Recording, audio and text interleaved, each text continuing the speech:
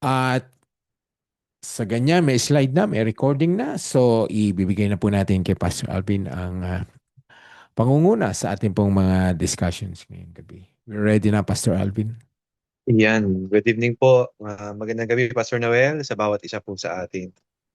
Good evening, everyone. Medyo may ulan po, may bagyo po kasi. Nahirap talaga yung signal. At pagpasensyahan nyo kung sabihin nyo po kung nawawala-wala or choppy po. Kanina, napuputol-putol po habang nagpe-pray. Sana magtuloy-tuloy po. So, magandang gabi po sa ating lahat. Salamat po sa Panginoon sa pagkakataong makapagbahagi uli ng kanyang salita. Tayo po ngayon ay nasa part 3. Tama po, part 3 pa lang po, Pastor? Four. Ng ating pag-aaral. Pang Part 4, four. pang 4 na ba? Oh, Sorry po oh. pala. Part 4 ng ating pag-aaral. Wala po tayong lalagpasan kasi naniniwala po tayo na bawat bahagi ng salita ay mahalaga po na maintindihan natin, malinaw para sa atin, at lalo tigit na ipapamuhay natin.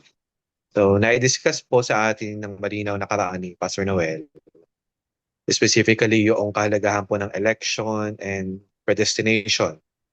Pwede ka po bang makita yung heart react sa malinaw po na naintindihan ito? Paki-heart react nga po yung mga malinaw na naintindihan ang election, predestination. Yan. Amen. Salamat po. Praise God. Okay. Hindi ako marunong. Yun. Wow. Praise God. Okay. Okay. Yan, Amen. Pastor. Yan. Salamat po. At malinaw po ito, naintindihan natin. Wala namang hindi nag-heart. Ano? So yung pong dalawa na yan ay nakaugnay doon po sa tinatawag na spiritual blessings na binabanggit po sa verse 3. At ang kasunod naman po ay yung blessings ng redemption and revelation. Yan po. Pagpapala ng pagtubos, sabihin yung redemption, at yung kaalaman o revelation or kapahayagan sa iba. So alam naman po nating pinagpala tayo ng Diyos. Araw-araw nagpapasalamat po tayo sa blessings na bigay sa atin ng Diyos. Kaso aminin po natin, hindi natin lubos na nare-realize kung gaano kalaki at gaano karami ang mga pagpapalang tinanggap natin mula sa Diyos. Kaya nagrereklamo tayo kasi alam natin ay kulang, kulang-kulang yung mga bagay sa atin. O kulang-kulang ang bigay sa atin ni Lord. O may mga bagay pa na parang iniisip natin, pinagkakait niya sa atin. Kaya naiinggit tayo sa ibang tao para bang mas pinagpala sila kaysa sa atin. Kaya ang tendency na humaling tayo sa mga maling relasyon kasi akala natin makukuha natin ang relasyong iyon o kaya naman sa kasalanang iyon ang hinahanap nating kulang sa buhay po natin.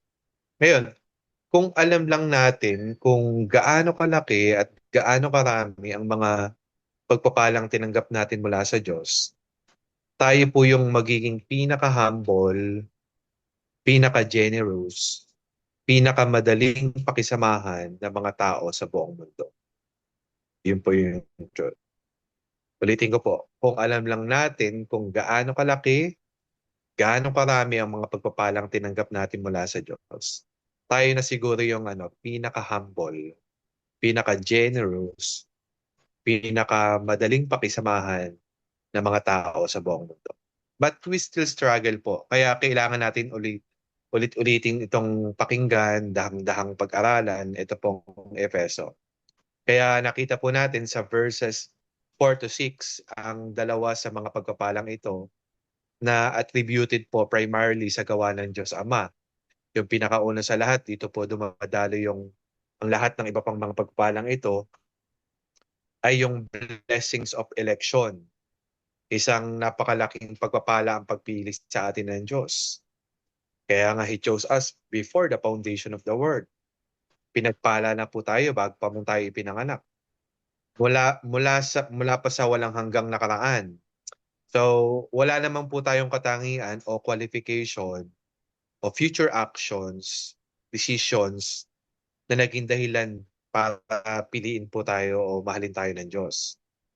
Kaya makita po natin, it is all dahil sa pagpili po ng Diyos. Ngayon, yung ikalawang pagpapala naman, nakakabit din po sa pagpili sa atin ng Diyos, yung blessings of adoption o yung pagkup po sa atin ng Diyos. para maging mga anak niya. Kaya nga talagang he predestined, di ba? Us for adoption as son through Jesus Christ. Makita po natin yan sa chapter 2 and verse 3. Na tayo na dapat ang kasalanan ay mga children of wrath. Makita natin yan sa 2 and 3. Pakibuklat nga po. Basahin po muna natin yung ating text. Well, introduction pa lang naman po ako. Sige po, paki-slide po, Pastor. Yan. Yan Yan. sabi po sa verse 7, tinubos tayo ni Kristo sa pamamagitan ng kanyang dugo at pinatawad ang ating mga kasalanan. Ganoon kasagana ang kanyang kagandahang loob na ibinuhos niya sa atin ayon sa kanyang karunungan at kaalaman. Ipinaunawa sa atin ng Diyos ang hiwaga ng kanyang kalooban ayon sa kanyang layunin na isa sa katuparan sa pamamagitan ni Kristo. Pagdating ng takdang panahon, layunin niyang tipunin ang lahat ng nilikha sa langit at sa lupa at ipaisa-ilalim ang mga ito kay Kristo. Yan. Ilalim ito sa ipaisa-ilalim ito ang mga ito kay Kristo. Kaya doon po sa nauna nating pinag-aralan, discuss po ni Pastor Noel, sa adoption, doon po sa election o sa pagkukulit sa atin ng Diyos para maging anak niya. He predestined us, sabi niya, for adoption as son through Jesus Christ. Tayo po na dahil sa kasalanan ay mga children of wrath. Sabi po rito sa sige nga po, next slide po natin. Isa pa po. Isa pa. Yeah. Isa pa. Wala po yung verse 3. Wala. Balik po tayo, Pastor. Saan ko lang maisip. Okay. Yan. Hindi ko na ilagay yung chapter 2 verse 3. So dahil po doon, binabanggit po sa Efeso, buksan niyo na lang po yung Bible niyo. Sabi po ito yung talagang kalagayan natin. Chapter 2 verse 3. Ang totoo, tayong lahat ay dati ring namumuhay ayon sa pagnanasa ng ating laman at sumusunod sa mga hilig ng katawan at pag-iisip. Kaya't sa ating likas na kalagayan, kabilang tayo sa taong pinapupuotan ng Diyos. Basahin niyo na lang po. So, ito talaga yung kalagayan po natin. Talagang pinapupuotan tayo ng Diyos because of our sin.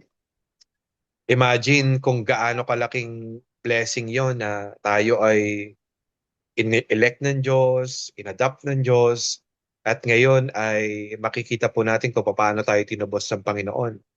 So, imagine kung gaano kalaking blessing yan. Na lahat ng nakay Kristo, na siyang anak ng Diyos by nature, ay nasa atin din po bilang anak ng Diyos by adoption. So, isang malaking pagpapala po yon. So, in light of all this blessing, dalawa pa lang yan. Ano ngayon ang dapat nating maging tugon? Diba, pinag-aralan natin sa verse 6 na sabi po rito, sa gayon ay purihin ang kaluwalhatian ng kanyang kagandahang loob na sagana niyang ibinibigay sa atin sa pamamagitan ng kanyang minamahal na anak. Yan, na-discuss po ni Pastor Noel na wala naman tayong ibang dapat gawin kundi talaga magpasalamat sa Panginoon. Purihin natin ang Diyos. Kasi yun lang naman talaga yung magagawa po natin dahil sa pagpili ng Panginoon sa atin.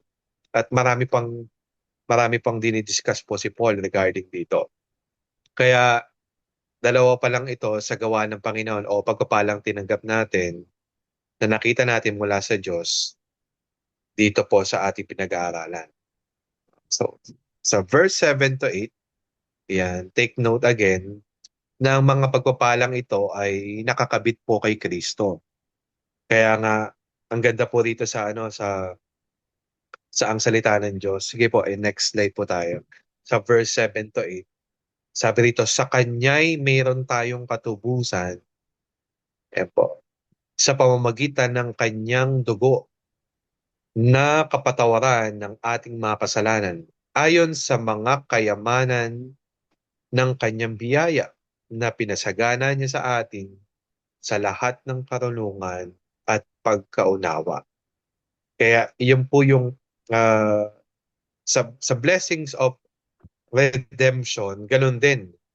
Sa blessings of revelation, ganun din. Ano man ang pinaalam po sa atin ng Diyos, nakakapit din po kay Kristo. Kaya po sa verse 9 and 10, sabi ito, ano darating yung panahon ay yung takdang panahon, layunin po ng Diyos, tipunin. Talagang plano po ng Diyos is to unite all things because of Jesus. Yan, pagdating ng takdang panahon, layunin niyang tipunin ang lahat ng nilikha sa langit at sa lupa at ipasa ilalim ang mga ito kay Kristo. Yan. Kaya kung wala si Kristo, kung hiwalay ka kay Kristo, wala po talagang pagtubos. Walang kaligtasan.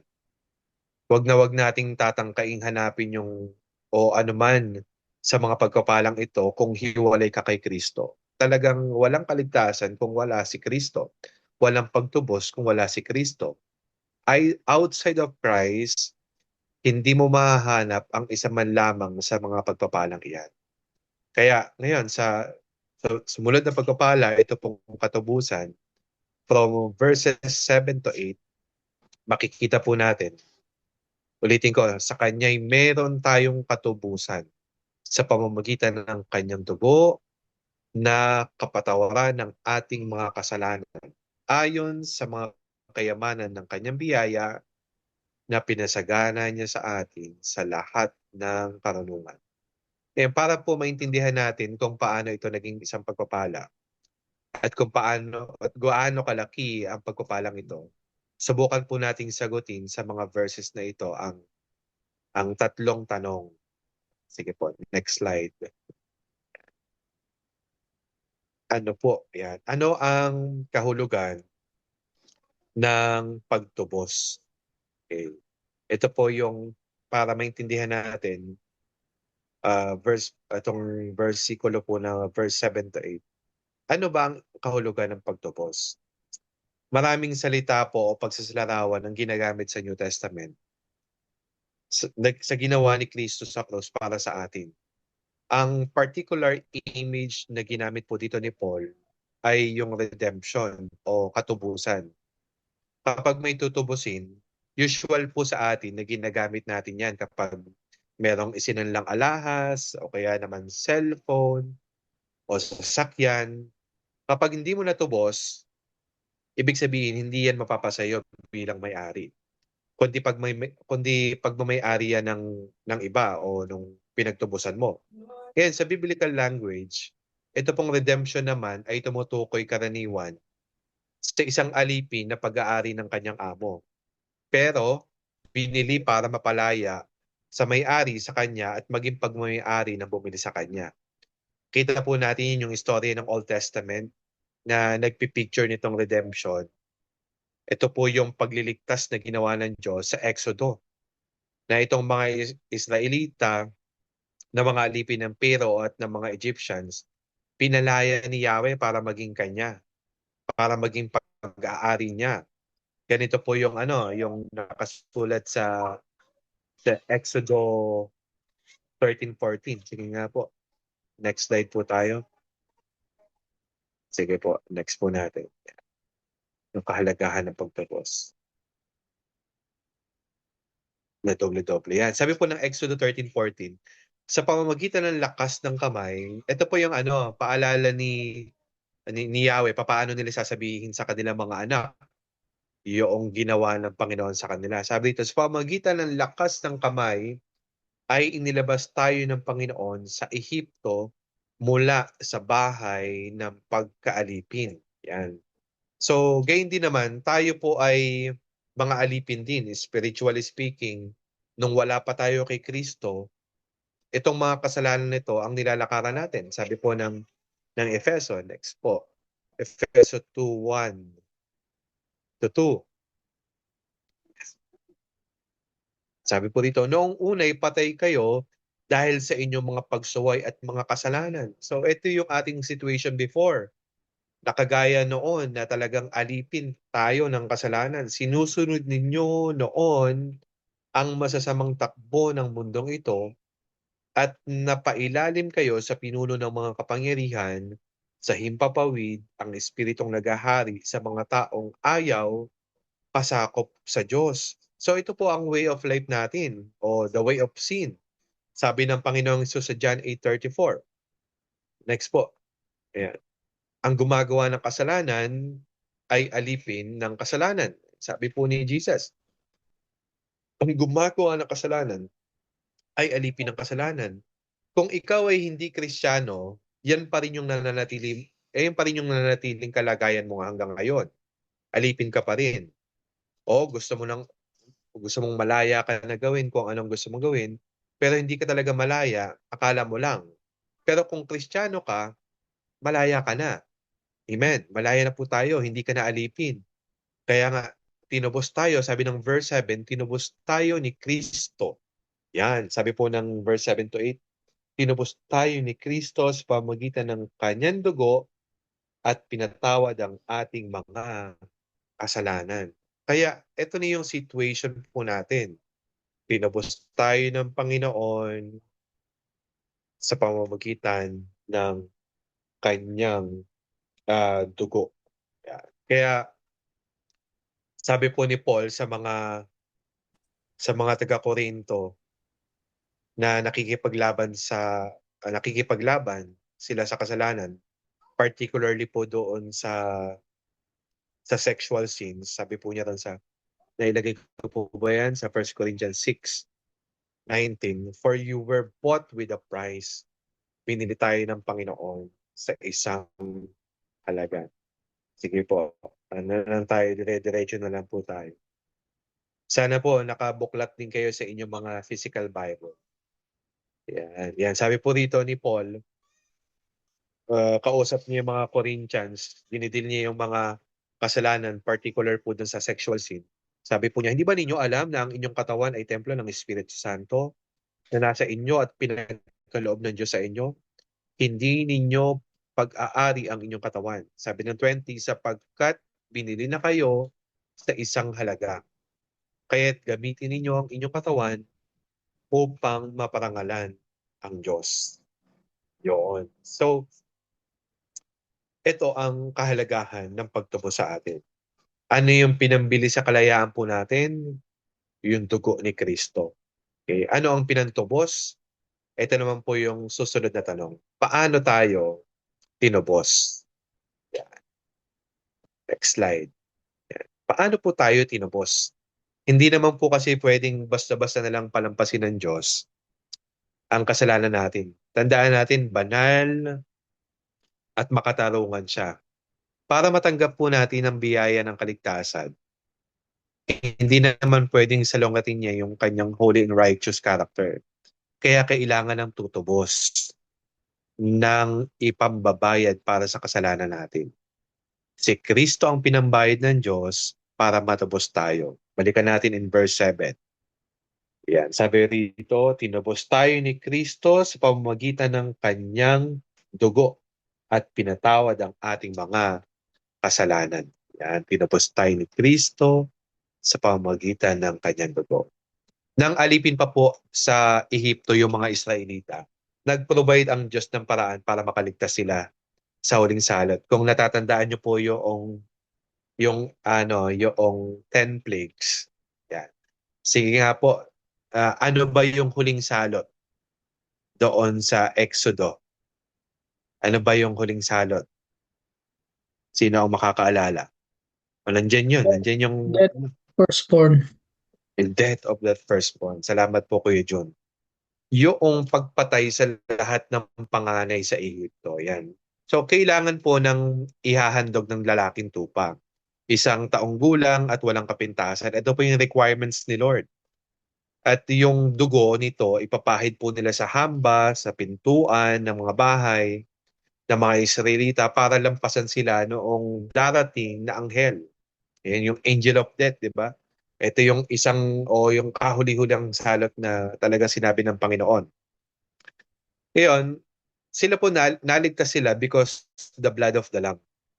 Ito po yung anino na nagtuturo sa pagdating ni Kristo na sa pamagitan ng kanyang dugo, through His blood, sabi ito, ibig sabihin ay yung buhay ni Kristo iniaalay ng uh, iniaalay nang siya ay patayin sa krus. Okay? Malaking halaga ang pinantubo sa atin. Sabi nga po ng 1 Peter 1, sige po, next slide. Sabi po ng unang Pedro, chapter 1, verses 18 to 19. Sabi po dito, alam nyo kung ano ang pinantubo sa inyo sa walang kabuluhang pamumuhay na inyong minana sa inyong mga magulang.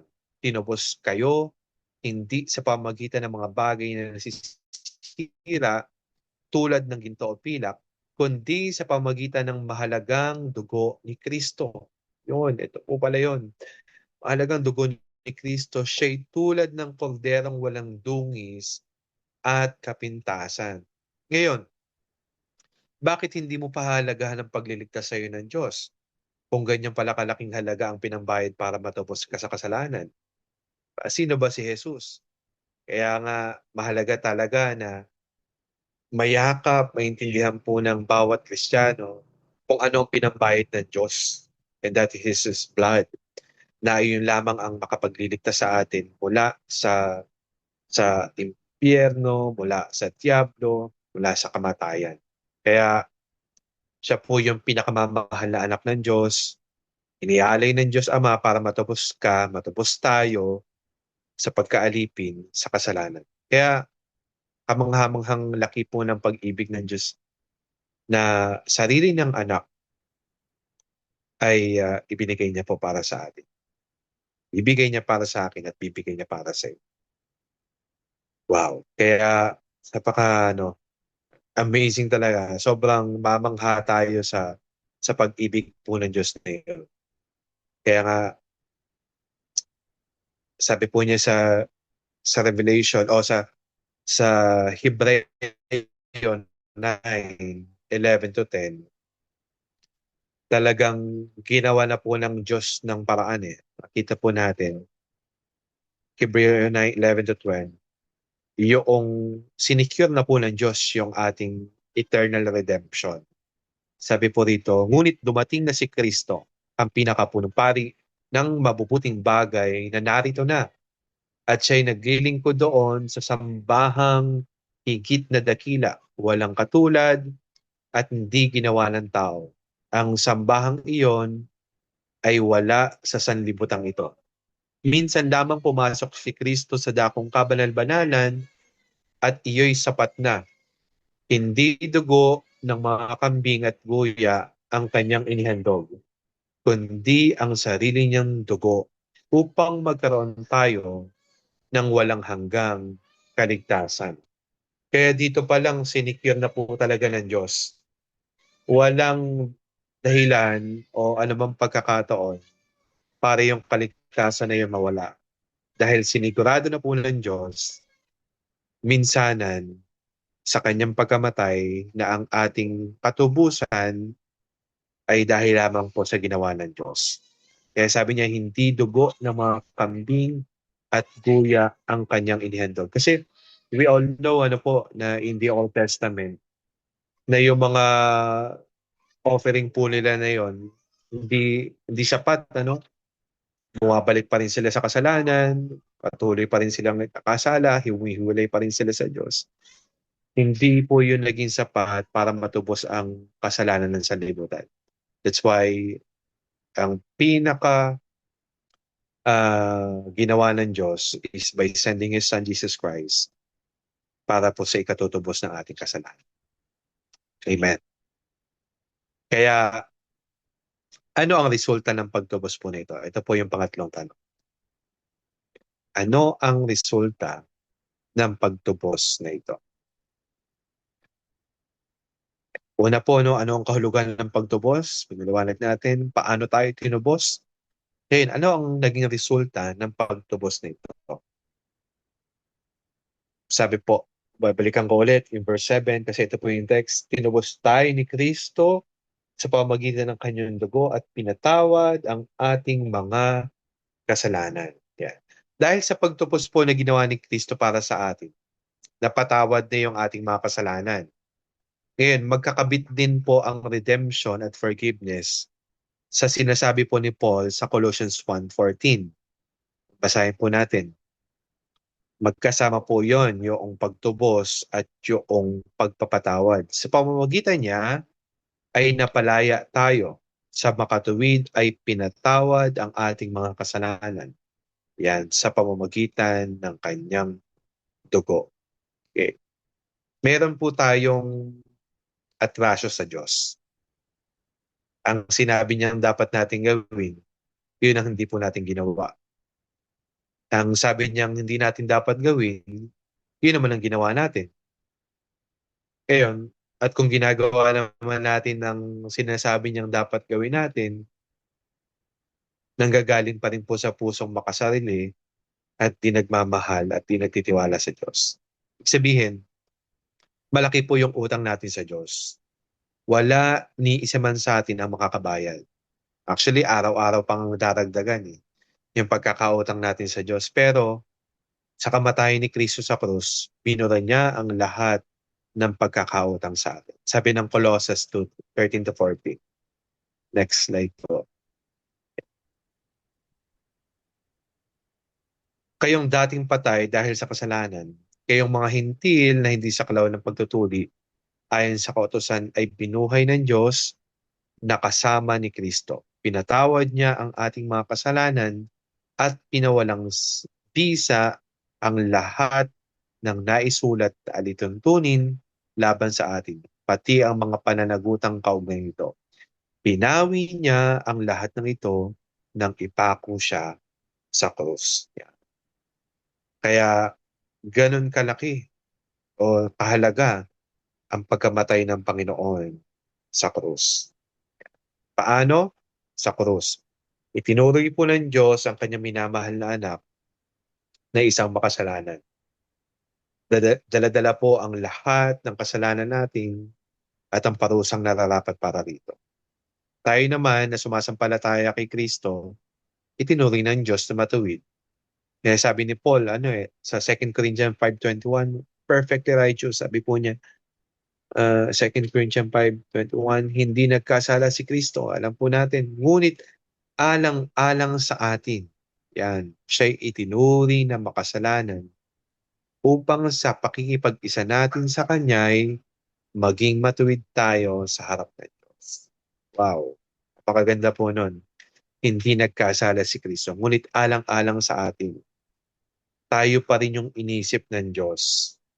Lahat ng karamihan, kasalanan natin ay dala-dala ng Panginoon nung siya ipinako sa krus. Kaya makikita tayo ng Diyos, tatanggapin tayo ng Diyos, hindi dahil sa ating sarili, kundi dahil nakikita na ng Diyos si Kristo sa puso natin.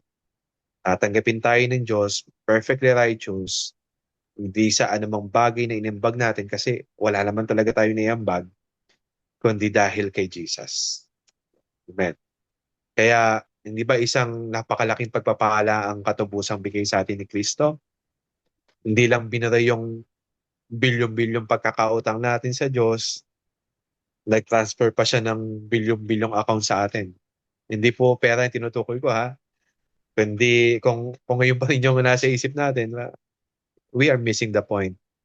Ibig sabihin yung spiritual wealth, hindi material wealth ang pinag-uusapan natin dito. Kaya that is the blessing ng election, ng adoption, and now yung redemption. It is the blood of Jesus ang siyang naging dahilan para mapatawad ang lahat ng ating kasalanan. Ayun po ang redemption. Amen. So, may gusto po kayong idagdag doon sa redemption? Anyone? May tanong po kayo doon? Dadako po ako sa verses 9-10 doon po sa Revelation. Anyone? May gusto po ba kayong itanong o idagdag? Wala, tutuloy po ako. Na. Sige, mamaya na po tayo tanungan. So, next po ay yung blessing po ng Revelation o yung kaalaman o kapahayagan. Punta naman tayo ngayon sa ikaapat po na blessings. Yan. Okay. And sabi po ng verse 9 to 10, ipinaunawa sa atin ng Diyos ang hiwaga ng kanyang kalooban ayon sa kanyang layunin na isa sa katuparan sa pamamagitan ni Kristo. Pagdating ng takdang panahon, layunin niyang tipunin ang lahat ng nilikha sa langit at sa lupa at ipaisailalim ang mga ito kay Kristo. Amen. Tulad ng ginawa natin sa unang bahagi, sagutin uli po natin yung ilang tanong, tatlong tanong para mas maintindihan natin kung anong klaseng blessing itong revelation na to at gaano ito kalaki. Yan. Ano po? Ayan. Ano ang ipinaalam sa atin ng Diyos? Ano ang nag-udyok sa Diyos na ipaalam ito sa atin? At ano ang hiwaga ng kalooban ng Diyos? Bukan ko pong ipalawanag po natin. Excuse me, ano ang pinaalam sa atin ng Diyos? May pinaalam po sa atin ng Diyos. Ibig sabihin, kung wala po itong revelation niya, hindi natin ito malalaman. Dependent naman talaga tayo sa Diyos para malaman natin kung ano ang dapat nating malaman. So, malaki naman talagang blessing kapag marami kang alam. Amen po ba? Pero baliwala ang lahat kung hindi mo alam itong ipinaalam o revealed ng Diyos sa mga Kristiyano. Ngayon, ano po ito? Ipinaalam niya sa atin ang hiwaga ng kanyang kalooban, the mystery of His will. Kapag sinabing mystery, hindi ito yung imposibleng malaman. Pero ito yung nakatago dati. Noong unang panahon, pero ngayon ay inire-reveal na po ng Diyos sa atin. Ito ay may kinalaman doon sa kalooban niya, yung gusto niyang mangyari, yung pagsasakatuparan ng plano ng Diyos. Ano po ito? Tatalakayin pa ito ni Pablo sa chapter 3 sa mga susunod na pag-aaral. Pero ito pong mystery na pinapaalam kay Pablo by revelation, tinawag niya po itong the mystery of Christ sa Efeso 3 pag binasa po natin. Kasama rito yung katotohanan na ang pagliligtas ng Diyos ay pinangako in the Old Testament, sa lumang tipan pa lang. Magkakaroon ng katuparan sa pamamagitan ni Kristo. Kaya nga, yung lumang tipan, laging tumatanaw po yan sa bagong tipan, di po ba? Kaya pinag-aaralan din natin, binabasa din natin yung Old Testament para makita natin na lahat ng lumang tipan, wala pong ibang tinatanaw yan, kundi yung paparating na Kristo. While yung New Testament naman, tinitingnan natin yung lumang tipan doon sa paparating na Kristo. Kaya mahalaga po na makita po natin yon na pagsasakatuparan ng Panginoon through Jesus Christ. Kaya kung paanong hindi lang po yung mga Hudyo, kundi maging ibang lahi ay kabilang din sa pagliligtas na ito ng Diyos. Ito po yung mabuting balita ni Kristo, na siyang paraan ng Diyos to accomplish His redemptive plan.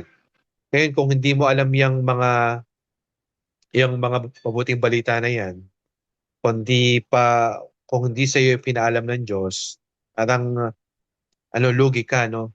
Pero kung alam mo yan, yung katotohanan, the gospel of salvation, at nananampalataya ka, and that is the good news. Ipinaalam sa iyo ng Diyos at malaking blessing yan. Napakalaki. Yan. Ano ang nag-uudyok sa Diyos na ipaalam sa atin? Na kung alam mo itong mystery of the will, malaking privilege yan kasi hindi naman yan yung alam ng iba. Tandaan po natin, mga Kristiyano lang ang nakakaalam yan. At least in a way na maituturing na spiritual blessing. So kung meron kang alam na parang inside information, you feel special. So bakit ikaw alam mo, pero yung iba hindi? Dahil ba merong special qualities ka that you set apart from others? Anong nag-uudyok sa Diyos na ipaalam ito sa atin? Sabi po ni Paul sa verse 9,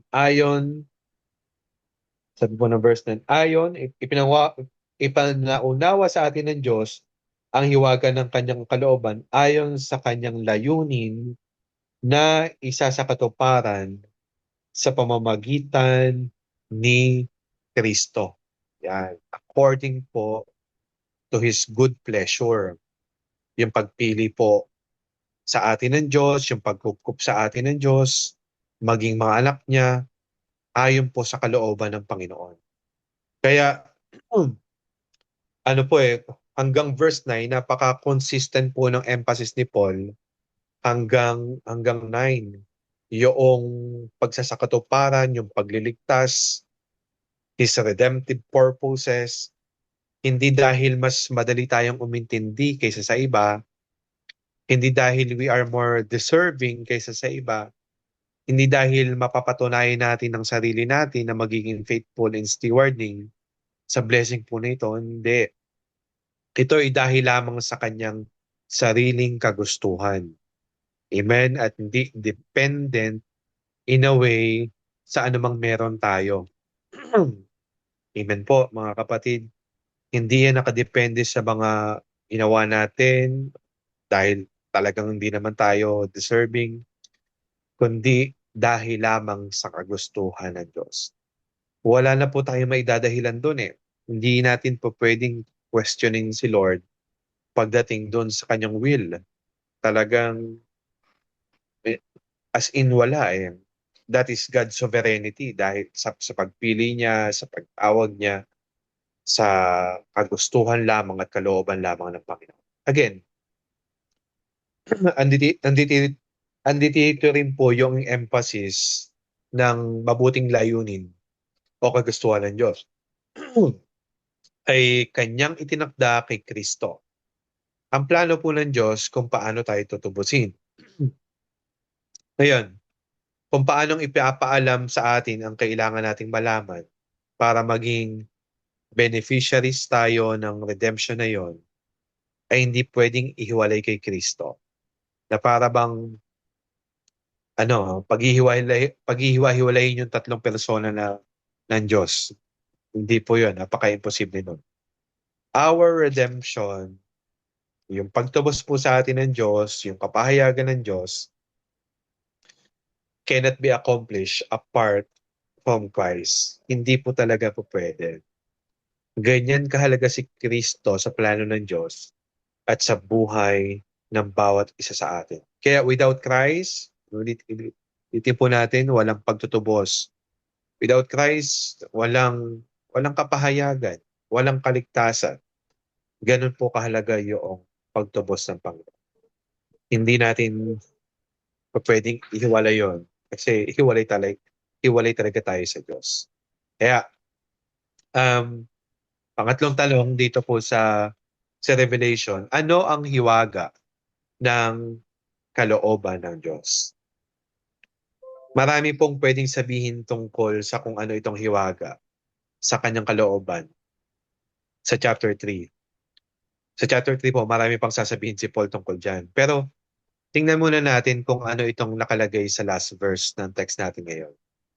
Heto po yung plano, layunin at kalooban ng Diyos. Sabi po ng 10, pagdating ng takdang panahon, layunin niyang tipunin ang lahat ng nilikha sa langit at sa lupa at sa ilalim ang mga ito kay Kristo. Yan. Ito po yung plano, layunin at kalooban ng Diyos. Merong mga significant moment po in history na crucial at kailangan mangyari para matupad ang layunin po ng Diyos. Tulad po ng pagdating ni Kristo, tulad ng sakripisyong ginawa niya sa krus, at yung inaabangan pa nating mangyari, yung muli po niyang pagbabalik po ni Kristo. Kaya sabi po rito, pagdating ng takdang panahon, layunin niyang tipunin ang lahat ng nilikha sa langit at sa lupa. Alam natin, no, from the Old Testament, kung paano po tayo nahiwalay sa Diyos dahil sa ginawa ng ating mga ninuno. Nagkaroon po ng spiritual separation because of sin. Wala tayong anumang pagnanasang sumamba sa Diyos. Wala tayong anumang pagnanasang magbasa ng Biblia, dumalo ng gawain. Dahil patay yung ating espiritu, wala tayong motivation na purihin ng Diyos dahil sa kasalanan. Kaya ito ang kalooban po ng Diyos pagdating ng panahon. Titipunin niya ang lahat ng nilikha sa langit at sa lupa at ipasa sa ilalim ang mga ito kay Kristo. So, ano yung gusto ng Diyos na mangyari sa dulo ng kasaysayan? To unite all things in Christ. So, pag-isahin ang lahat po ng bagay para kay Kristo. Kaya dumating si Kristo at muli pong babalik si Kristo to make all things right. Ang sabi po ng Colossus chapter 1, verse 19 to 20. Yan. Sabi po dito, sapagkat minarapat ng Diyos na ang buo niyang kalikasan ay manatili sa anak at sa pamamagitan ng anak, niloob ng Diyos ng lahat ng bagay, maging sa langit o sa lupa, ay ipagkasundo sa Kanya. Nakakamta ng kapayapaan sa pamamagitan ng dugo ng Kanyang anak na inialay sa krus. Yan, amen. Sabi rito, sa pamamagitan ng anak, niloob ng Diyos na ang lahat ng bagay. Yan. To unite all things. Siya lang po ang makakagawa nito. Panginoon lamang. Si Jesus lang. So, ganito po ba natin, o ganito po ba kalaki at kalawak ang pagtingin mo kay Kristo sa gawa niya? O hanggang ngayon, tingin mo ay tungkol lang ito sa kung paano ka iniligtas ni Kristo mula sa parusa? Mula sa parusa ng impyerno, para kapag namatay ka, sa langit ka pupunta. O tingin mo ay tungkol lang ito sa pagkakaroon ng maayos na buhay sa ngayon? Dapat makita po natin, no po, mabuksan yung mata natin kung gaano kalaki, gaano kalawak yung blessings of redemption and revelation na matatanggap lang natin sa pamamagitan ni Kristo. Hindi lang matutuwa ka, niligtas ka ng Panginoon, hindi lang matutuwa ka, pag namatay ka sa langit ka pupunta, kundi mayakap natin, wow, ganito pala kalawak yung blessings na to ni Lord. Amen. Ganito pala kalaki yung biyaya na to ng Panginoon sa atin. Ngayon, ano po ang implikasyon ng mga pagpapalang ito? Yan. Pwede po natin pag-usapan. Next slide. Ano ang implikasyon ng mga pagpapalang ito? Una, ano ang implikasyon nito sa relasyon natin sa Diyos? Kung alam mo na ganito pala kayaman ang biyaya ng Diyos na ibinuho sa iyo. Okay? Ngayon, kung tayo ay ano po ba ang implikasyon? Sagutin po natin yung unang tanong. Ano po ba ang implikasyon nito o ng pagpapala nitong tinanggap natin sa Diyos? Kung alam mo na ganito pala kayaman ang biyaya ng Diyos na ibinuho sa iyo, binuho sa atin, ano yung implikasyon nito sa relasyon natin sa Diyos? Pwede po bang marinig yung iba? Yeah. Ano yung implikasyon nito sa atin? Ano yung dating ito sa atin? Now, if you understand, ikaw yung pinili ng Diyos, ikaw ay kinupkup ng Diyos, ikaw ay tinubos ng Diyos, binigyan ka ng kaalaman ng Diyos, ano po yung implikasyon po natin dito? Ano yung implikasyon nito sa relasyon po natin sa Diyos? Ganito pala kayaman ang biyaya ng Diyos ay binuo sa iyo. Pwede ko pong patinig, pag-share kayo.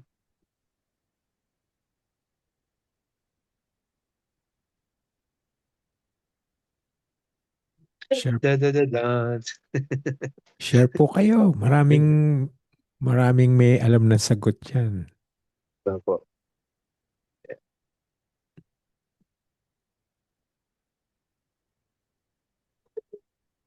may anghel na dumaan.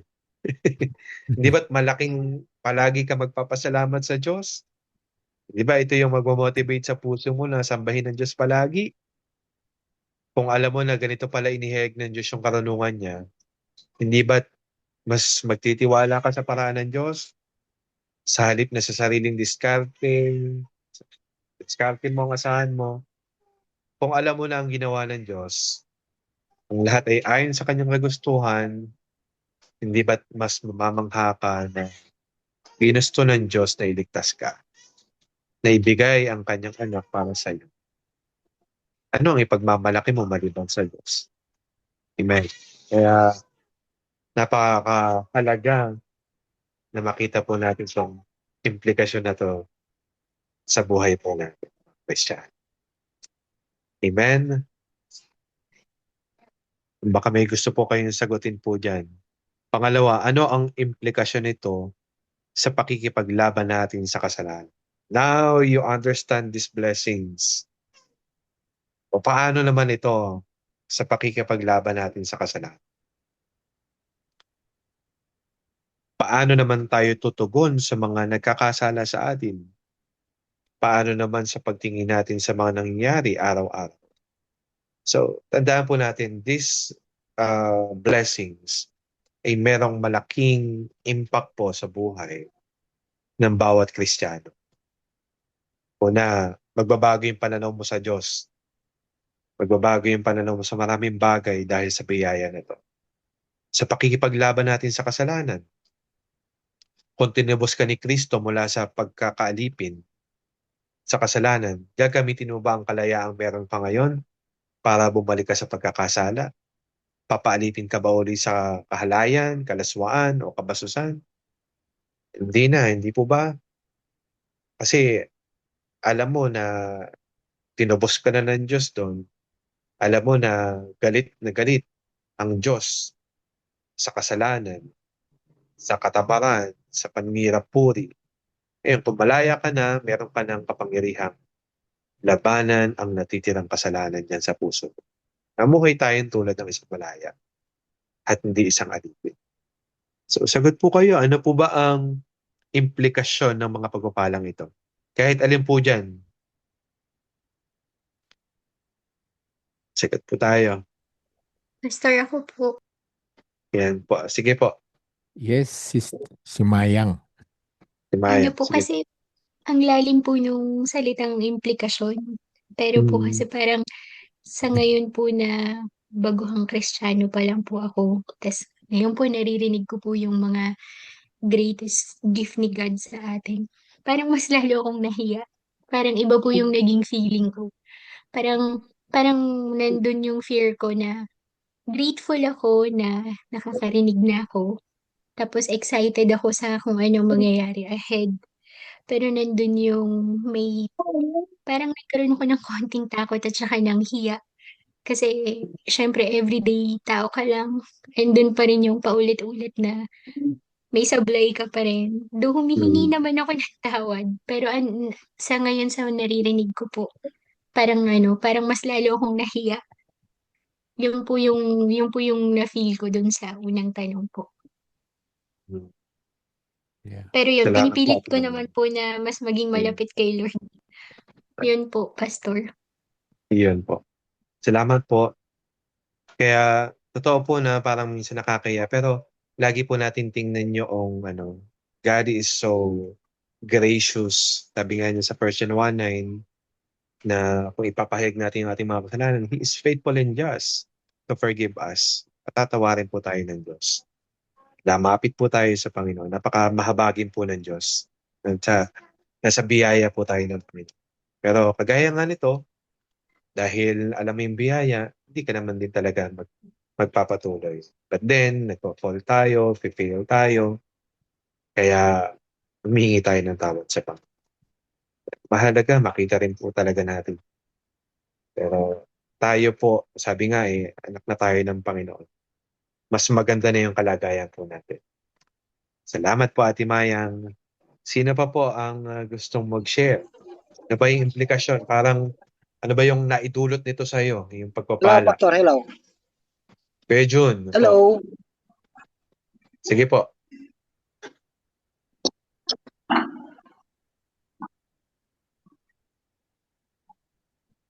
Ako, pastor, ako.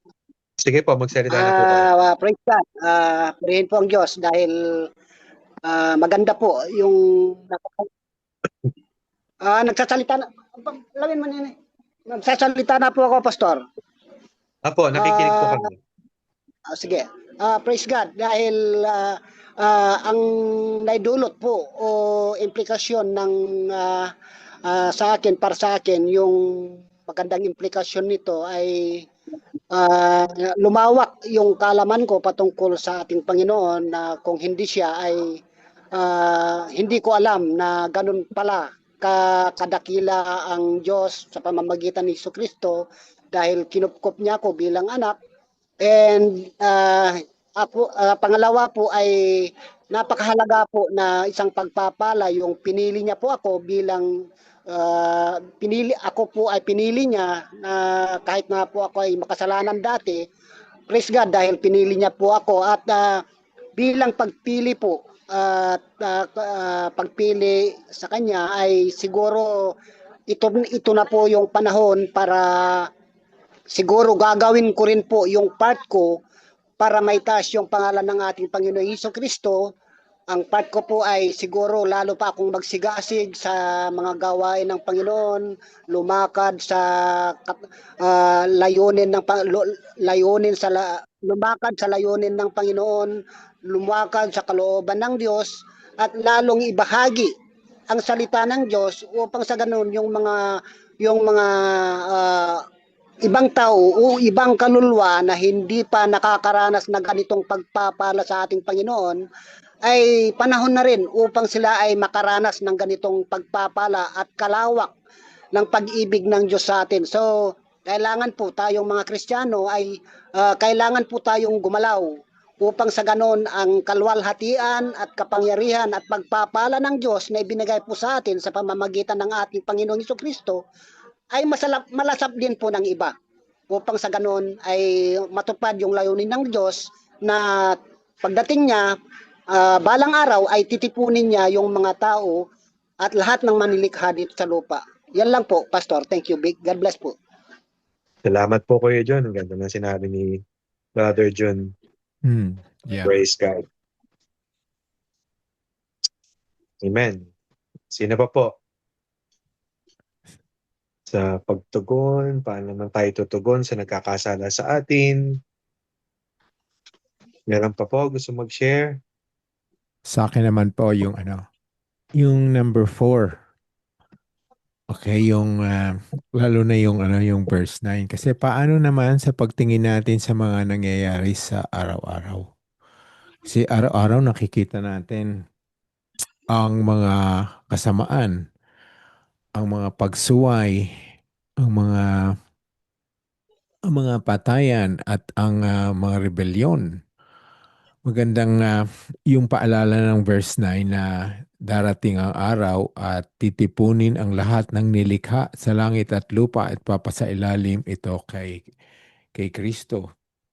Ibig sabihin po lahat ay si Kristo ang mangunguna, mamumuno, ang Panginoon ang kataas-taasan. Pagkat hindi natin nakikita ngayon yun, ang pag-aabuso ng mga tao sa kanilang sarili, sa kanilang kapwa, ang pag-aabuso sa kabaitan ng Panginoon. Maganda malaman na hindi ang lahat ay may hangganan, ang kasamaan, ang lahat ng rebellion laban sa Diyos. Sapagkat darating pala yun, titipunin niya ang lahat sa langit at sa lupa. At ipapasailalim niya kay Kristo. So yung number 4, so ngayon hindi ako masyadong nag-aalala na kailan ba matatapos to. Hindi ko tatanungin, nasaan ba ang Diyos? Meron pa ba ang Diyos? Gising pa ba ang Diyos? Buhay pa ba ang Diyos sa mga nangyayaring ito? Maganda yung verse 9, darating ang takdang panahon. So we need, kailangan lang pala magtiwala tayo sa Panginoon at umasa tayo na siya ay Diyos pa rin. Hinihintay lang niya ang takdang panahon at ipapasailalim niya ang lahat. Napakagandang paalala sa atin, kaya yung mga nakikita natin araw-araw, maging yung kapaguran natin. Alam natin na darating ang takdang panahon, i, aayusin ng Diyos ang lahat ng kaguluhan, ang lahat ng kasamaan ay kanyang pupuksain. At siya ang mangunguna at siya ang mananatiling isang Panginoon at isang Diyos. Salamat. Praise God. Amen. Sino pa po?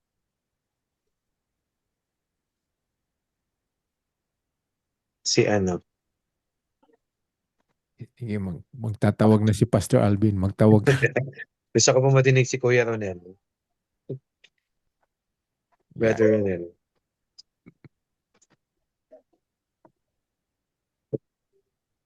Ayan. Hello po, Pastor. Sorry, saang question na po tayo, Pastor?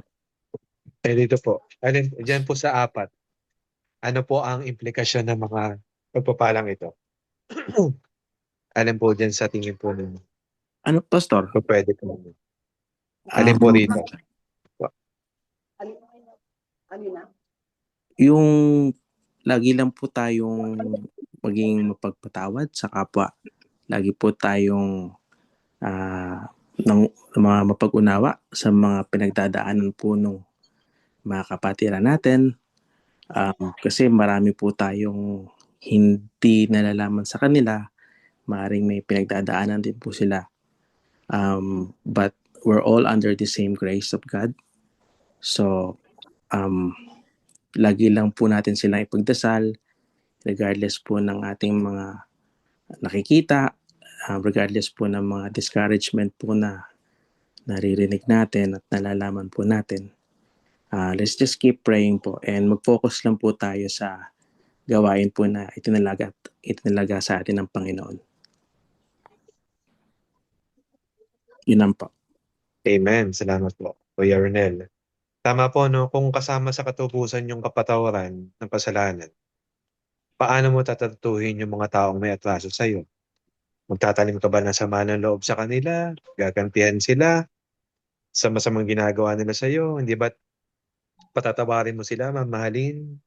Magiging mabuti ang pakikitungo mo sa kanila tulad po ng pagpapatawad at pagmamahal ng Diyos sa atin.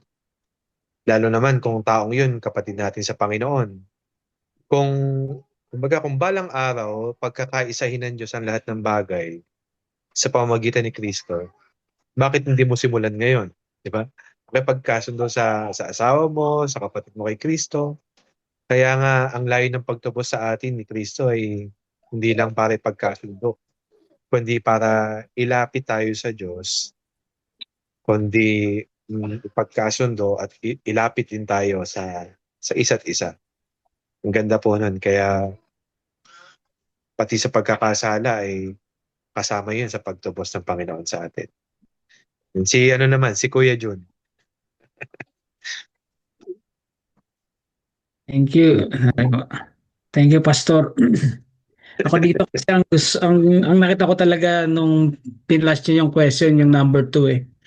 Dito, ano ang implikasyon nito sa pakikipaglaban natin sa kasalanan? Ano po ba sa tingin natin? Pero ako po, totoo po yun, no? We are, Basta nabubulol ako sa Tagalog, ha? Sige po. Nakakaintindi na naman tayo ng konti. Sabi ang galing-galing ko sa English, kaya lang iba yung iba yun. But anyway, totoo po yun, we are still fighting with sin. Nakikipaglaban pa rin po tayo sa kasalanan. And all of us are struggling with sin every day. So sin, struggling with sin is a common experience for many believers, including myself. So because it reflects the ongoing battle between the flesh and the spirit. Amen? So, but salvation does not eliminate our tendency to sin because we are still fallen human beings. Amen. We're still fallen human beings, but we are redeemed. So the struggle o yung pakikipaglaban natin is a natural part of the Christian journey. Para hindi po tayo ma-disappoint. Bakit ako bagsak ako ng bagsak? Bakit ako bagsak ng bagsak? Kasi po, this is part of our Christian journey. And believers are encouraged, ito na po, pinag-aaralan sa atin. Ano pong gagawin natin? We are encouraged to rely on God's grace and forgiveness to overcome these challenges. Amen? Kaya wala pong dahilan para hindi tayo magpatawad kasi everyday we are being forgiven. Kasi everyday, huwag po natin kalimutan yun. Pero po, ang maganda po doon, napagtagumpayan na po ni Kristo ang mga bagay na ito. At tayo po ay nakasakay po doon sa tagumpay na yon. Naalala niyo po nung tinempt ni Satanas si Jesus, akala po ba natin para lang magkaroon ng kwento about that temptation? Hindi po, ipinakita po doon. Kasi time in memoriam, it started in the garden na nagumpay ang demonyo, si Satanas, sa kanyang pagtukso sa mga tao para magkasala. Adam and Eve, si Adam, si Noah, at lahat po yan, si Abraham, lahat ng patriarchs. Tinapos po ni Jesus doon sa wilderness nung pinagtagumpayan niya yung tukso ng demonyo. Kaya nga po ang sabi ng Panginoon, di ba, walang tukso ang ibibigay sa atin na hindi natin kayang mapagtagumpayan. Ganun din po ang kasalanan. Hindi na po tayo alipin ng kasalanan dahil po sa dugo ni Kristo. Dahil tayo po ay napatawad na yung ating past, yung ating present at yung future sin. Pero hindi po ibig sabihin na willfully ay magkakasala tayo dahil kung yun po nandun pa rin po tayo sa estadong ganon eh hindi po tayo totoong ligtas. Amen. So we still struggle in sin but we are no longer a slave to sin because we are all forgiven. So ilan po, Pastor. Yun. Praise God. Meron pa po gustong mag-share. Kaya gagawin mo ang lahat. Amen. Dapat mong gawin habang nag-iintay sa araw na yun. Patuloy po nating i-preach ang gospel, patuloy tayong sasamba sa Diyos, patuloy tayong magde-disciple, patuloy na tutulong para maibalik ang mga nalalayo sa Panginoon, patuloy na makikipagkasundo at gagawa para sa unity ng simbahan until that day that everything will be made right. Amen. Pagdating ng Panginoon. Itatama at aayusin ng Diyos ang lahat walang ano. Amen. So, dito na po ako mag-end. Kung alam mo at naranasan mo itong blessings of the gospel that we have in Christ, the blessing of election, the blessing of adoption, the blessing of redemption, and the blessing of revelation, this changes everything. Kaya, magbabago talaga yung pananaw natin. Magbabago ang lahat. Kung itong mga pagpapala nito ay talagang nararanasan po natin. Yun lamang po at pinagpala po tayong ngayon lahat sa gabi pong ito. Pastor Noel, salamat po. It's beautiful. Ganda ng kalaliman ng pinag-aralan natin ngayon. Yung pala, magkaka-connect pala yon yung election, predestination, redemption, tsaka itong revelation. Ang ganda ng pagkakadoktong. Salamat, Pastor Alvin, na nakikita natin talaga ang kagandahan ng salita ng Panginoon. So, hindi sila nagsasalungat kung hindi talagang nagkakaroon ng connection. May nagiging parallel. Lalo natin naiintindihan ngayon kung bakit kailangang pumili at magkaroon ng election and predestination. Kasi yung palang yun ay tutubusin ng dugo, hindi lang maliit na bagay. Kaya pinili at inelect ng Panginoon, tutubusin ng kanyang dugo. So kaya sisiguraduhin ng Panginoon ng kanyang tutubusin ng dugo ay talagang magpapakalinis na sa kanilang mga kasalanan. Ganda po. Thank you, Pastor Alvin. Sige po, mag-ano kung sino pa may question bago tayo lumayo, bago tayo mag-ano, para yung gusto pa niyong linawin ang isang malinaw ng ipinaliwanag ni Pastor Alvin. Wala na po, wala nang question. Okay, that's okay kung wala nang question o kung wala nang idadagdag. Ngayon, bago po mag-closing si Cherry, meron lang po ako i-share sa inyo. I hope everyone will ay pakinggan lang po natin to sandali. Alam ko naman po na naging very attentive kayo sa ating po mga discussion, pero importante lang po i-share natin ngayon. Hindi lamang po ito para sa DOCC, para po sa mga kasama natin ngayon na nasa ibang church din. So ito po ay para din sa kaalaman ninyo at lalong-lalo na po ang mga miyembro ng DOCC. So maganda pong i-share to sa lahat na nandito na ngayon. So let me just share some screen bago tayo magtapos very quickly.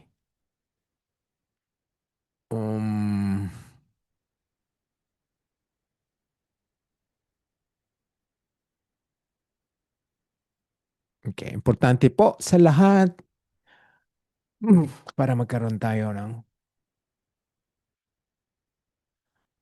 Okay. Unang-una po, just like to share po, kaya ginagawa natin every Tuesday ay ang tinatawag natin po, expository tayo. Hinihimay natin ang lahat ng bahagi ng aklat. Kagaya po ng Ephesians, yung ginagawa po natin, kagaya ng ginawa ni Pastor Alvin, ay hinimay natin ang 3 bersikulo at galing doon ay lumabas ang katakot-takot na ang maraming katotohanan.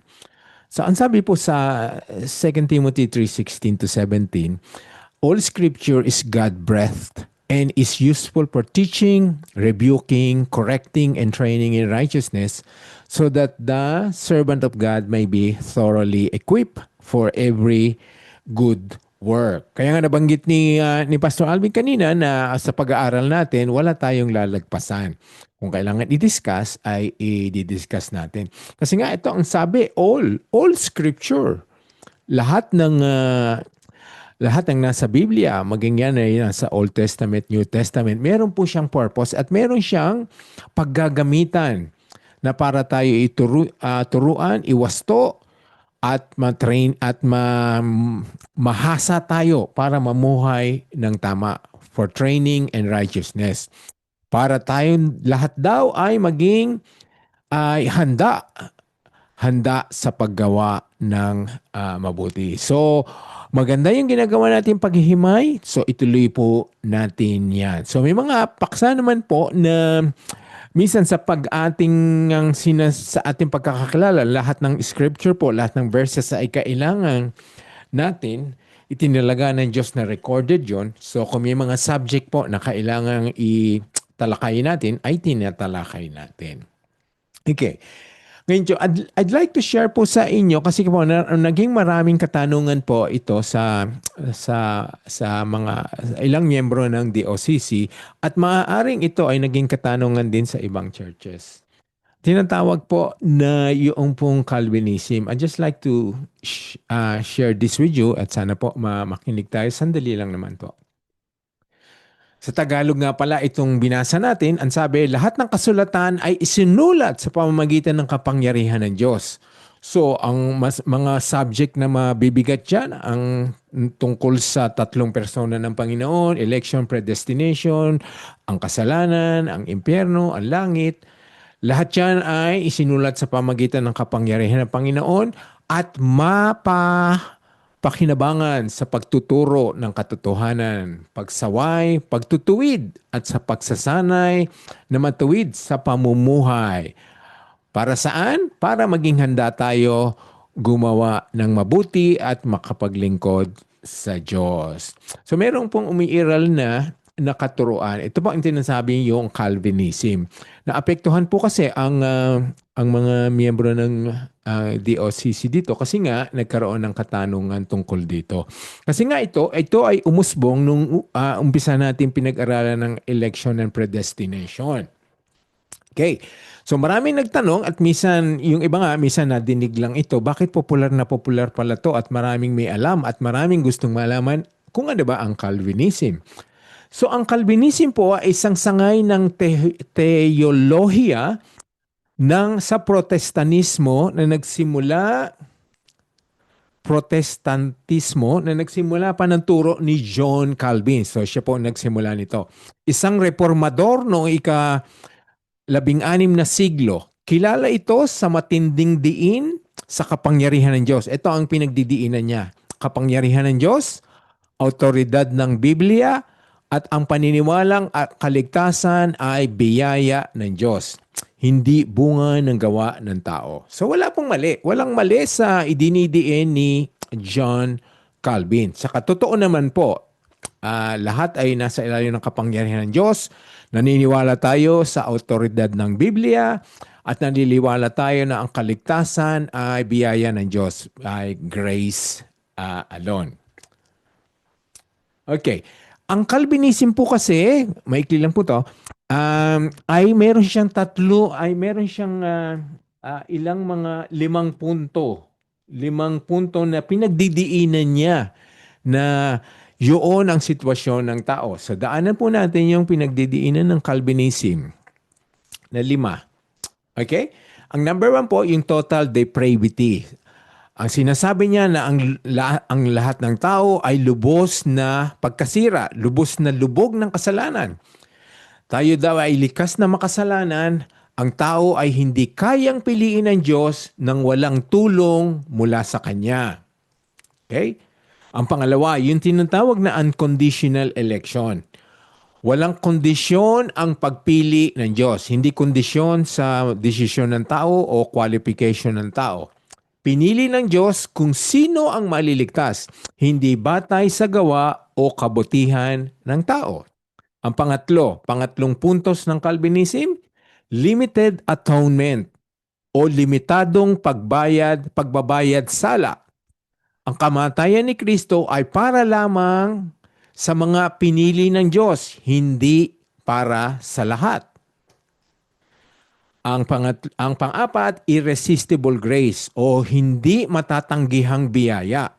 Kapag tinawag ng Diyos ang isang tao, hindi niya kayang tanggihan ang kanyang biyaya. At ang pang-5, yung perseverance of the saints. Pagpapatuloy ng mga banal, ang tunay na pinili ng Diyos ay mananatiling tapat hanggang wakas. Yan po ang 5 puntos na tinuturo ni John Calvin na tinawag nga na Calvinism. Napapasaloob yan dito sa 5 puntos. At lahat naman po yan ay merong scripture na ipinresenta si Calvinism. Pero hindi na po natin bubuksan ngayon yan. I just like to know yung general picture or general information about Calvinism. Okay? So, yan po ang 5 puntos na sinasabi ni John Calvin na kailangan paniwalaan natin. Malaki ang impluwensya ng Calvinism sa mga simbahan at sa paraan ng pagsamba, pag-aaral ng Biblia at maging sa pananaw sa lipunan. Isa rin ito sa mga teolohiyang madalas pagtalunan, lalo na tungkol sa malayang kalooban, free will, predestination at pagpili, election ng Diyos. So hindi lamang po dito sa Australia, lahat po ng dako ng daigdig at merong pinagtatalunan na ito o pinag-uusapan. Okay? So I'd like to everyone po na maging clear po ang stand ng DOCC tungkol sa Calvinism. Para hindi po tayo malito saan ba patungo ang DOCC. Ano ba ang pinapaniwalaan? At yung mga kasama rin natin na bagamat sa ibang church umaattend ay para malaman nyo ang kinatatayuan ng DOCC. Okay, ito po. Ang DOCC ay hindi itatatag at ipipilit sa mga pangangaral at pagtuturo sa pangalan ng simbahan na paniwalaan ang lahat ng mga puntos na dinidiin ni John Calvin. So hindi natin iisa-isahin yun at sasabihin natin na ito ang dapat nating paniwalaan. Siyan ay sa preaching, sa pagtuturo, sa mga Bible study. Okay? Next po.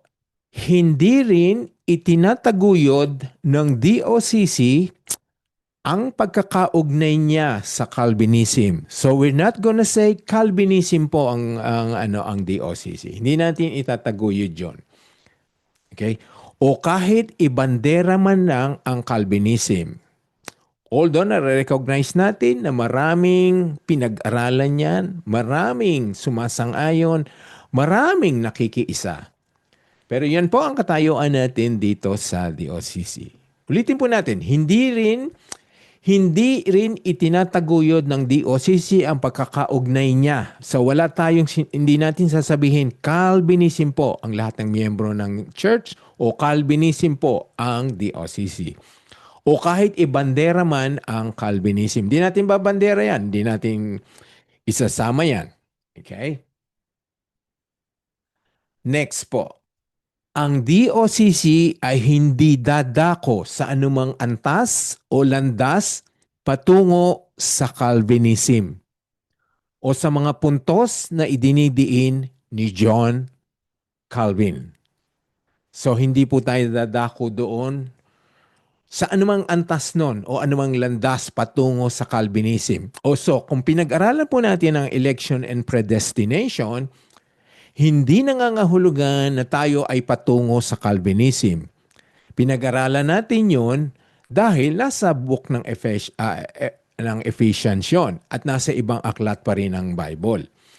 So, nung pinag-aralan natin yon, hindi nangangahulugan dadako tayo sa landas patungo ng Calvinism. Kasi isa yan sa pinagdidiinan nila na ang lahat ng tao ay pinili.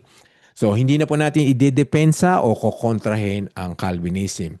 Kung pinag-aralan natin yon, inuulit ko lang po, ng DOCC o mga kasama natin dito, hindi po tayo patungo ng Calvinism. Okay? Next po, yung susunod po, hindi rin naman tinutuligsa o pinasisinungalingan ng DOCC ang mga puntos na idinidiin ng Calvinism. Hindi natin sinasabing kung hindi tayo pumapanig sa Calvinism, ang lahat ng katuruan na yon ay false or unbiblical. Hindi natin sinasabi yon. Hindi natin pinapasinungalingan yon. Okay? So, hindi natin sinasabi, hindi natin sasabihin na si John Calvin is a false prophet or a false teacher or bulaang propeta. Hindi natin sinasabi yon kasi nga, ginamit niya ang mga scriptures.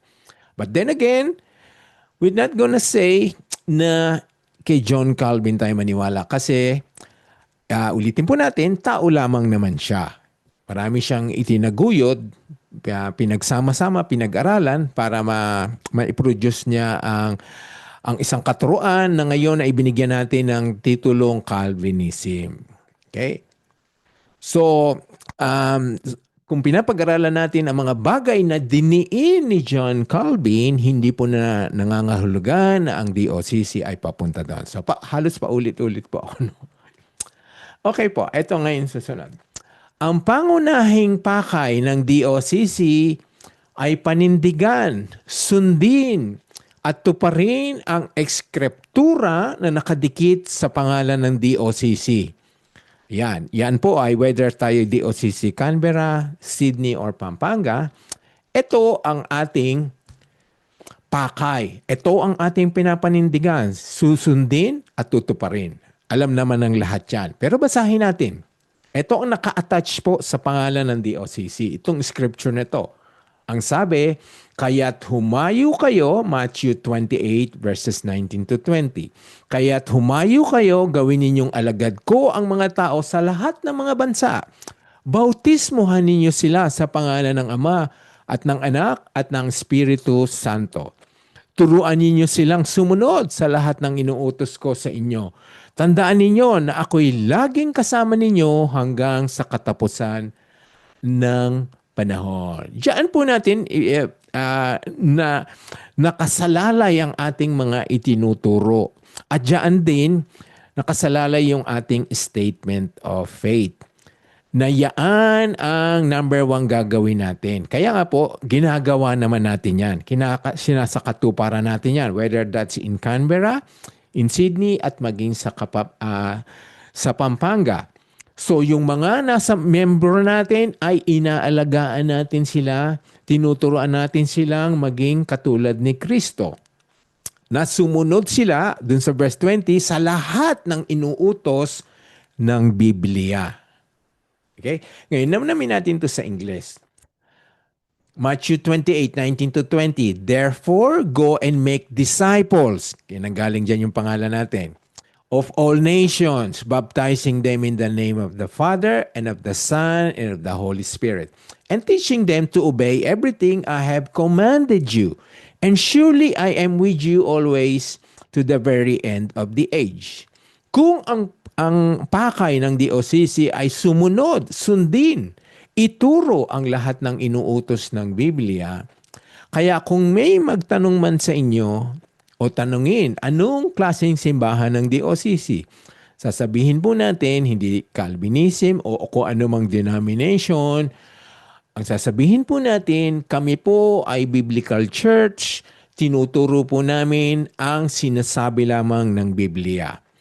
Itinuturo, hinihikayat, tinuturuan, inaalagaan ang mga pinadala sa amin ng Diyos upang sila ay maging disipulo ni Kristo. Okay? So wala pong tayong ina-attach na pangalan, kung hindi pangalan ni Jesus. So, kung bagamat pinag-aralan natin ang mga bagay na idiniin ni John Calvin, hindi tayo patutungo doon sa kanya. Okay. So, ganun man, ito po ay ang karamihan po na nangyari kasi karamihan po pagkat itinuro ang predestination and election, maraming nagkakamali at sinasabing sila ay Calvinist. Yan po ay na-experience na maging si Pastor Alvin, na-experience siya nung nagturo din daw siya yan. Siya po ay tinaguriang Calvinist na. Okay? So wala pong tayong desire na may attach yun. So we're not gonna say po na hindi totoo ang lahat ng pinagdidiinan ni John Calvin, pero hindi na natin yon pagbubuhusan ng oras kasi yung itinalaga sa ating assignment ng Diyos na ang tungkol po sa ebanghelyo, ang tungkol sa evangelism, ang tungkol po sa righteous living, ang tungkol po sa pagkakakilala sa kasalanan, ang tungkol po kung paano maliligtas ang tao, which is naka-attach po doon sa Matthew 28:19-20. Yun ang ating gusto nating doon makilala ang DOCC.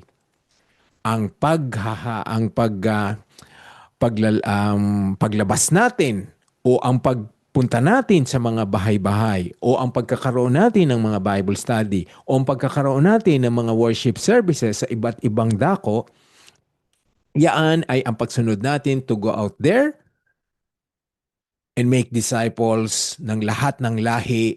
Kung mayroong pagkakataon, sila po ay bautismuhan natin sa pangalan ng anak, ng banal na espiritu at ng Ama. At ituturuan natin sila ng mga tinuturo ng Bible. So ano po, maging malinaw yan para hindi na po nagtatanong tayo kung saan patungo, ano ang stand ng DOCC sa Calvinism. Okay, hanggang dyan lang po. Unless may dadagdag pa dyan si Pastor Alvin na hindi ko na Wala na po, Pastor.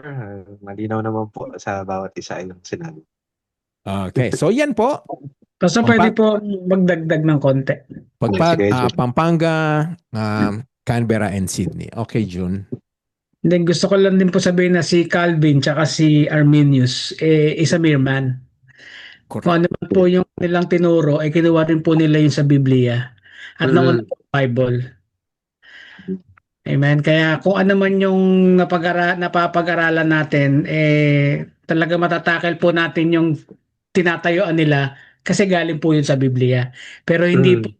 sabihin na mas pinapabora natin si Calvin or si Arminius or si yung we are Arminians. Kasi sabi nga po sa pag kasi po gano'n ang pinag-uusapan natin, nagiging fleshly na po tayo. Mas matindi pa po tayo doon sa willfully nagkakasala. Kasi sinabi po sa 1 Corinthians chapter 3 verse 1 to 4. Sabi po doon, brothers and sisters, I could not address you as people who live by the Spirit, but as people who are still worldly. Ito po yung nangyayari sa Corinthians. Mere infants in Christ, tinawag ni Paul ang mga taga-Korinto. I gave you milk, not solid food, for you were not ready for it. Indeed, you are still not ready. You are still worldly. For since there is a jealousy and quarreling among you, are you not worldly? Are you not acting like mere humans? For one says, I follow Paul, and another, I follow Apollos. Are you not mere human beings? So parang ganun din po yun eh. Kasi kung titignan niyo yung sinasabi nila, base po yan sa Word of God. Ako mayroon akong pinaniniwalaan sa sinabi ni Calvin, mayroon akong pinaniniwalaan sa sinabi ni Jacobus. Pero hindi ibig sabihin sila yung pinaniniwalaan ko, meron po silang sinabi sa scripture. Kasi hindi ko naman po sila kilala. Amen. Hindi ko naman po sila kilala. Kaya para tayuan ng isang iglesia si Calvin o si Arminianism, hindi po talaga, and I'm glad na sinabi po yan ni Pastor, hindi po ginagawa ng isang iglesia yon kasi tayo po ay kay Kristo, hindi po tayo kay Calvin, hindi rin po tayo kay Jacobus o kay Arminius. So, yun lang po yung gusto kong ano. So, may nababanggit si Pastor recent Bible study o napag-uusapan tayo dito sa sabi ko nga 'di ba nung nag-aral tayo ng Ephesians, oy, kailangan natin na panalangin, mag-aral tayo mabuti. Kasi medyo hindi naman malalim pero kinakailangan nating maintindihan ng husto kung ano yung sinasabi dito sa mga pag-aaralan natin. So yun lang po ang gusto ko pong idagdag at idiin sa bawat isa. Wag niyo sabihin ay hindi ko yan naiintindihan. Hindi ko pa yan alam. Darating po tayo na kinakailangan yung malaman at maintindihan para alam nyo po kung ano ang tinatayuan ng church natin, ng Disciples of Christ Church. So, we are of Christ. Kasama nga ng pangalan natin, we are disciples of Christ. We are not disciples of John Calvin or Jacobus Arminius. But they are not bad people. They are not saying that you don't listen to them. What I am saying is let's go back to the scripture. Correct. Yun po. Tama mo ba, Pastor Alvin? Yeah. Yes po. Yun lang po yung gusto ko ano sa inyo kasi medyo din yung kasi Hindi lang po natin talaga may tatanggi na malaki talaga yung contribution nila pagdating po sa pagpapaliwanag ng Biblia. Pero totoo talagang ang babalikan naman natin Biblia lagi. Biblia lagi. Even MacArthur, kahit sino yung mga sikat na kasi po ang totoo yan, nagbabasa rin naman ako ng mga commentaries, pero kung titignan niyo po, ang pinakamagandang commentary is the Bible itself. May mga paliwanag, minsan nagkakasalungat-sulungat kasi ito yung revelation sa kanila, but we are not saying na hindi na po yung totoo unless talagang yung sinasabi nila may mga non-negotiable tayong pinaniniwalaan na yun ang talaga tinatayuan natin. Pero itong mga bagay na yan tungkol sa predestination, ano ba yung sa election, ano ba yung pananaw ni Calvin, palampasin na lang po natin yan kasi whether we believe it or not, we are still saved. Yun intindihin natin. Kung hindi malinaw sa Biblia at kung ano lang sinulat kasi ang mahirap po sa atin na mas gusto natin pagtuunan yung talagang hindi malinaw na na-explain sa Biblia Even ang predestination ng election, it's God who elect. Hindi na natin alam yung mind of God. Amen. So, yun lang po. Yun lang gusto kong idagdag lang din po sa sinabi ni Pastor. And sa mga mapag-aaralan pa natin dito ngayon sa Bible study natin, talagang talaga pong ano yun dadaan po tayo doon. And wag po sana maging dahilan para pwede na naman natin pag-usapan. Hindi po, Pastor, pwede naman natin pag-usapan. Ako po, kung may masasabi ako na hindi tama, sabi ko kay Pastor, please correct me, Pastor. I joke. Mm. Then, we can make dialogue. Yun lang naman po. Yun lang. Pwede natin Thank you. pag-usapan. Tapo ng Diyos yan. Hindi po yan dapat natin pinagtatalunan. At hindi po natin yan magiging dahilan para magkaroon po tayo ng division. So, yun lang, Pastor. Thank you. Thank you, June. Thank you. So kung meron pa po kayong tanong, lalo na po yung mga kapatiran natin sa Pampanga, nandyan po si Pastor Alvin at i-explain pa sa inyo yan kung naging merong bagong term na na-introduce po. Tanungin niyo po si Pastor Alvin at malayang-malayang ipapaliwanag niya sa iyo. Sa atin naman po, na nandito sa Canberra o sa Sydney, tanungin po natin, pero sana po naging malinaw na ang stand ng DOCC tungkol dyan. Kasi nga po, baka mapag-usapan uli yung election and predestination, pero hindi na po natin explain yung kagaya ng dati. Kasi nga po, pagpunta sa verse 11, ganun na naman po ang subject na inintroduce ni Pablo. Pero naipaliwanag na natin. At tinanong ko naman ng lahat sa Canberra at saka din sa Sydney na malinaw na naman ang tungkol doon sa bagay na yan. Salamat po. Salamat sa inyo. And thank you, Pastor Alvin, sa magandang discussion ngayong gabi. Any question po, you're free to ask po. Okay, Cherry, mag-ano na tayo? Ikaw na utasan mag-close. Good evening po. Let's place ourselves in the loving presence of God. Salamat po, Father God, sa gabing ito. Thank you very much for sending your Holy Spirit at malinaw na naipahayag ni Pastor Alvin at ni Pastor Noel ang iyong mga salita. Salamat, Panginoon, sa pagbubukas ng aming isip na maunawaan ang aming mga tinalakay ngayon. Patuloy niyo po kaming gawing uhaw sa paghanap at upang mahanap at makinig ng iyong mga mabuting balita, Lord. Please pull us towards you, O Lord, all the time, so we will build a deeper relationship with you. Salamat sa buhay ni Pastor Noel at buhay ni Pastor Alvin, Lord. Continue to bless them with good health and wisdom, so they will continue to serve you by spreading your good words unto us. Lord God, please give each member of the OCC wisdom and strength for them to continue to become disciple and spread your good news to others. Salamat, Panginoon, sa iyong pagtubos. Salamat sa iyong sa pagtubos, sa pagpapatawad sa aming mga kasalanan. Salamat sa pagpapalaya. Salamat sa buhay ni Kristo upang matubos kami sa aming mga kasalanan. Thank you, Lord, for your revelation. Thank you, Lord, for revealing to us your beautiful plans for us.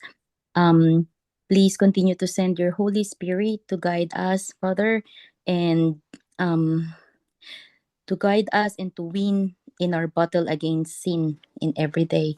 Dalangin po namin, Panginoon, ang kaligtasan ng bawat isa sa Philippines. Yes, protect them, bigyan niyo po sila ng proteksyon, lalo't lalo na meron na naman pong sumasalantang bagyo. Yes. Bigyan niyo po, Lord, ng kalusugan at kalakasan ng bawat isa sa amin. Keep us safe, O Lord, and give us good rest for tonight, O Lord. Naway ang pahinga ngayong gabi ay magbigay sa amin ng kalakasan bukas ng umaga, Lord God.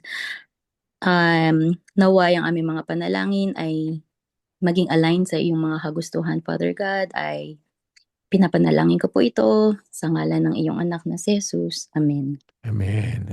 Thank you, Cherry. Beautiful prayer.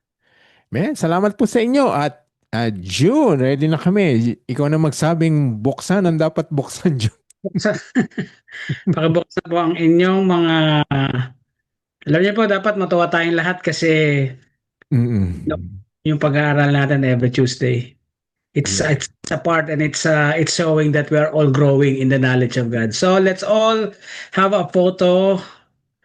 Si Kuya Jun nawala, tsaka si Tintin. Andiyan po, nasa camera po yung birthday boy. Batiin po nyo. May birthday. Happy birthday. Ayun po si Gino. Okay. Sige po. Okay, 1, 2, smile.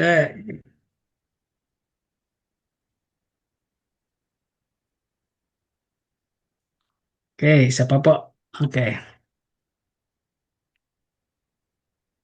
Isa pa po. Dali lang. Hindi ko alam ba't. Okay.